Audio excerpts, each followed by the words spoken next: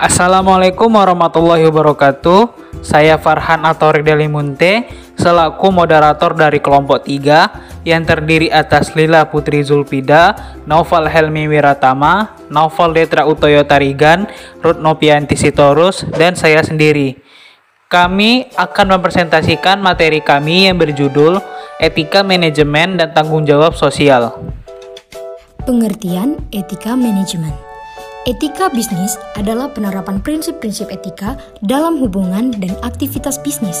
Ketika manajer memikul tanggung jawab sosial, diyakini mereka akan melakukannya secara etis, yaitu mereka tahu apa yang benar dan salah. Mereka secara moral netral dan membutuhkan pemikiran strategis, bukan pertimbangan etis. Kegiatan, jenis, dan pendekatan etika manajemen. Kegiatan etika manajemen untuk aktivitas etis sendiri terbagi 7. Yang pertama, tujuan utama para manajer adalah membuat organisasi secara efektif. Yang kedua, maksimalisasi keuntungan dan kepentingan pemangku. Yang ketiga, melayani pelanggan dianggap penting. Yang keempat, integritas adalah karakteristik yang dinilai paling tinggi oleh para manajer di semua tingkatan. Yang kelima, tekanan untuk menyesuaikan diri dengan standar organisasi dianggap tinggi. Yang keenam, pasangan penting dalam membantu pasangannya bergulat dengan dilema etika. Yang ketujuh, kebanyakan manajer mencari nasihat dari orang lain dalam menangani dilema etika. Jenis etika manajemen terdapat 3 jenis etika. Yang pertama, manajemen tidak bermoral. Yang kedua, manajemen moral. Yang ketiga, manajemen amoral. Pendekatan etika manajemen. Pendekatan etika terbagi 3. Yang pertama, pendekatan utilitarian. Yang kedua, pendekatan hak moral. Yang ketiga, pendekatan keadilan sosial. Hambatan etika bisnis. Hambatan etika bisnis yang pertama ada rantai komando, yang kedua adalah keanggotaan grup, yang ketiga adalah prioritas ambigu. Solusi untuk hambatannya itu adalah langkah-langkah berikut dapat meningkatkan iklim perilaku etis. Pertama, tujuan dan kebijakan organisasi harus jelas sehingga setiap anggota bekerja menuju tujuan ini secara etis. Yang kedua, perilaku manajer puncak diikuti oleh orang lain dalam organisasi. Tindakan etis dari manajer puncak mempromosikan perilaku etis di seluruh organisasi. Yang ketiga, menjatuhkan hukuman dan ancaman karena tidak mematuhi perilaku etis dapat mengurangi aktivitas tidak etis dalam organisasi. Prosedur formal, pengajuan pengaduan, membantu bawahan melaporkan perilaku tidak etis atasan kepada komite terkait. Yang keempat, institusi pendidikan juga menawarkan kursus dan pelatihan dalam etika bisnis untuk mengembangkan manajer yang teliti yang mengamati perilaku etis. Etika manajemen dalam pengambilan keputusan. Pengambilan keputusan adalah tindakan atau proses berpikir melalui kemungkinan pilihan dan memilih salah satu. Kerangka dasar tentang bagaimana manajer terlibat dalam proses pengambilan keputusan berisi 4 langkah berikut. Yang pertama, identifikasi masalahnya. Yang kedua, menghasilkan alternatif. Lalu yang ketiga, memutuskan tindakan. Dan yang terakhir, melaksanakan. Ada beberapa cara manajer dapat menggunakan kerangka kerja ini untuk membuat keputusan, intuisi, analisis, proses demokrasi, dan lain-lain. Namun, semuanya mengandung elemen identifikasi masalah yang sama dan kemudian mengevaluasi alternatif sebelum memutuskan tindakan. Pembuat keputusan intuitif hanya tahu apa masalah dan alternatifnya sebelum bertindak. Seorang manajer yang menggunakan alat analitis mungkin mengungkap wawasan baru dari mencoba untuk benar-benar mencari tahu apa masalahnya. Seorang manajer yang demokratis akan mengandalkan penggunaan tim untuk bekerja melalui pemahaman masalah dan mencari tahu tindakan alternatif. Bagaimana cara mengukur etika manajemen? Sebelum standar etika dapat ditegakkan, pengusaha harus menetapkan standar yang jelas dan dapat dipahami.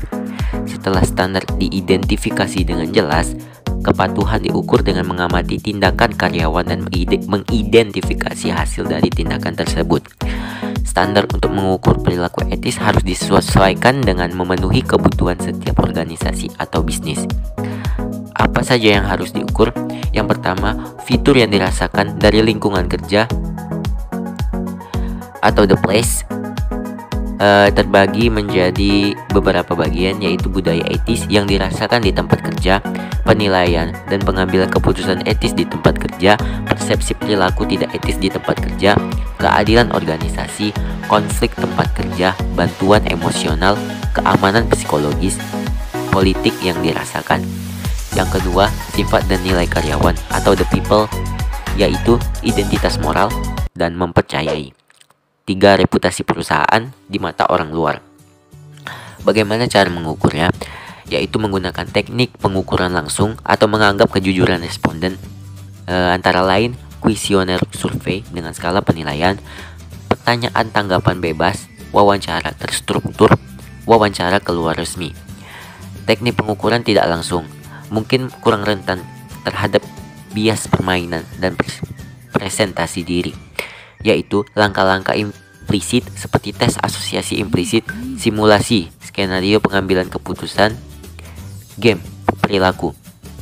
Data objektif tidak memerlukan partisipasi karyawan, yaitu analisis teks, antara lain penyajian kembali laba dan peringkat di glassdoor.com dan situs peningkat lainnya. Mendorong pelaksanaan etika dalam manajemen. Tidak dapat dipungkiri lagi bahwa etika manajemen sebagai bagian dari tanggung jawab sosial perusahaan perlu diwujudkan di masa-masa mendatang. Ada beberapa hal yang mungkin dapat dilakukan oleh perusahaan sehubungan dengan dorongannya melakukan etika dalam manajemen. Beberapa hal yang mungkin dapat dilakukan diantaranya adalah pelatihan etika, advokasi etika, standar aturan mengenai etika perusahaan, dan keterlibatan masyarakat dalam mengontrol etika bisnis. Motivasi dunia bisnis melakukan tanggung jawab sosial. Secara sederhana dapat dikatakan bahwa CSR bertujuan untuk menghasilkan manfaat ekonomi, sosial, dan lingkungan sesuai dengan makna dalam 3 pilar pembangunan berkelanjutan. Namun, beberapa ahli telah pula memberikan pemaparan terhadap tujuan CSR. Menurut Anazinenko, tujuan instrumen CSR ada 4, yaitu untuk mendorong perubahan budaya dan manajerial melalui pembangunan berkelanjutan, untuk mendukung akuntabilitas organisasi, untuk menetapkan aturan dan prosedur untuk perilaku organisasi secara sosial dan masalah lingkungan secara global, dan untuk membangun sistem yang efektif untuk menetapkan standar pelaporan, audit, pemantauan, dan verifikasi. Secara umum, telah terdapat penerimaan bahwa motivasi perusahaan untuk mewujudkan kegiatan CSR bersumber dari internal dan eksternal perusahaan yang mencakup perpaduan kebijakan pemerintah, peluang pasar, tekanan masyarakat, dan budaya perusahaan. Berikut ini adalah 10 pendorong utama untuk CSR di negara berkembang. Yang pertama adalah cultural tradition, yang kedua political reform, yang ketiga socio-economic priorities, yang keempat governance gaps atau kesenjangan tata kelola, yang kelima crisis response atau respon krisis, yang keempat adalah market access atau akses pasar, yang ketujuh ada international standardization yang berarti standarisasi internasional, yang ke-8 investasi incentives atau insentif investasi, yang ke-9 ada stakeholder activism atau aktivisme stakeholder, yang ke-10 ada supply chain atau rantai pasokan. Mengevaluasi kinerja sosial perusahaan. Sebuah model untuk mengevaluasi kinerja sosial perusahaan disajikan dalam ekshibit. Model tersebut menunjukkan bahwa tanggung jawab sosial perusahaan total dapat dibagi lagi menjadi 4 kriteria utama: tanggung jawab ekonomi, hukum, etika, dan kebijaksanaan. Keempat kriteria ini cocok bersama untuk membentuk keseluruhan daya tanggap sosial perusahaan. Manajer dan organisasi biasanya terlibat dalam beberapa masalah pada saat yang sama, dan tanggung jawab etis dan kebijaksanaan perusahaan semakin dianggap sama pentingnya dengan masalah ekonomi dan hukum. Tanggung jawab sosial yang telah menjadi topik penting dalam agenda perusahaan sehubungan dengan skandal perusahaan, kekhawatiran tentang globalisasi, dan ketidakpercayaan bisnis yang berkembang. Mengelola etika dan tanggung jawab sosial. Kode etik. Kode etik adalah pernyataan resmi dari nilai-nilai yang dianut oleh perusahaan yang berkaitan dengan persoalan etika dan sosial. Struktur etis. Struktur etis mewakili beragam sistem posisi dan program yang dapat dilaksanakan oleh perusahaan untuk menerapkan perilaku beretika. Komite etika adalah kelompok eksekutif yang ditunjuk untuk mengawasi perusahaan. Kepala pegawai etika adalah eksekutif perusahaan yang mengawasi etika dan kepatuhan hukum. Pelatihan etika. Pelatihan etika adalah program pelatihan untuk membantu para pegawai dalam menghadapi persoalan etika dan nilai-nilai. Whistleblowing. Whistleblowing adalah penyingkapan yang dilakukan seorang pegawai atas praktik-praktik ilegal, moral, atau tidak sah yang dilakukan organisasi. Kasus bisnis tentang etika dan tanggung jawab sosial. Sebagian besar manajer sekarang menyadari bahwa memperhatikan etika dan tanggung jawab sosial adalah sama pentingnya dengan memperhatikan pengeluaran, keuntungan, dan pertumbuhan bisnis. Secara alami, sehubungan antara etika dan tanggung jawab sosial perusahaan dengan kinerja keuangannya berkaitan dengan gelar manajer dan gelar sarjananya. Studi kasus. Kasus yang pernah populer di tahun 2001 yaitu mengenai perusahaan Ajinomoto, yaitu tentang fatwa MUI yang mengharamkan Ajinomoto. Sebab berdasarkan penelitian, bahan baku Ajinomoto diduga dicampur dengan lemak babi, sehingga masyarakat Indonesia langsung heboh. Dan 4 pimpinan Ajinomoto jadi tersangka karena melanggar UU Konsumen. Djokorda selaku manajer PT Ajinomoto mengakui di media massa menggunakan bektosoiton yang diekstraksikan dari daging babi hanya untuk menggantikan polipepton yang biasa diekstraksikan dari daging sapi. Alasan mereka menggunakan bektosoiton atau ekstrak babi karena lebih ekonomis dan tidak membutuhkan biaya yang besar. Ada pula dampak positif yang telah dialami perusahaan sebelumnya, yaitu dalam jangka menengah, Ajinomoto memang telah berhasil menjadi idola tiap orang untuk dijadikan sebagai penyedap rasa masakan sebelum kasus ini terungkap. Dan PT Ajinomoto menjadi 36 perusahaan makanan dan minuman terbesar di dunia dengan pendapatan 5 miliar US dollar.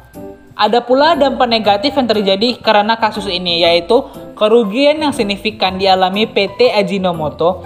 Banyak negara di seluruh dunia, terutama pada negara mayoritas Islam, menghentikan impor produk Ajinomoto. Di Indonesia saja, produk yang telah beredar dalam kurun waktu 2-3 minggu terhitung 3 Januari 2001, jumlahnya sekitar 10.000 ton, akan serentak disita di seluruh Indonesia. PT Ajinomoto juga harus ganti rugi kepada pedagang dengan total 55 miliar rupiah. Pendapat terhadap kasus ini adalah, jadi walau pada dasarnya etika perusahaan akan selalu menguntungkan perusahaan. Untuk menaikkan pangsa pasar tak perlu menyalahi etika bisnis dengan mengganti bahan dasar makanan, walaupun dengan alasan karena lebih ekonomis. Dan tanggung jawab terhadap konsumen harus diperhatikan juga, karena sejatinya konsumen menghendaki produk yang berkualitas. Maka dari itu selainnya lah bisnis dilaksanakannya adil sesuai dengan hukum yang berlaku. Karena membentuk suatu perusahaan kokoh dan memiliki daya saing yang tinggi serta mempunyai kemampuan menciptakan nilai yang tinggi, diperlukan suatu landasan yang kokoh dengan perencanaan strategis, organisasi yang baik, dan sistem prosedur yang transparan. Terakhir adalah kesimpulan.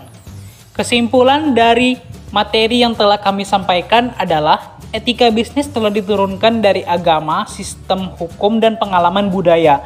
Etika dapat dikelola melalui kode pelatihan, sistem hukum, dan komit etik. Isu etika dalam bisnis internasional berkaitan dengan suap, korupsi, dan praktik serta kompensasi yang terkait dengan pekerjaan. Dilema etika muncul terlalu sering dan perlu dikelola perusahaan di seluruh dunia. Mengalokasikan menghadapi masalah terutama saat menerapkan CSR. memiliki pedoman yang jelas untuk melakukan tindakan sosial. Etika mengacu pada sistem prinsip moral, rasa benar dan salah.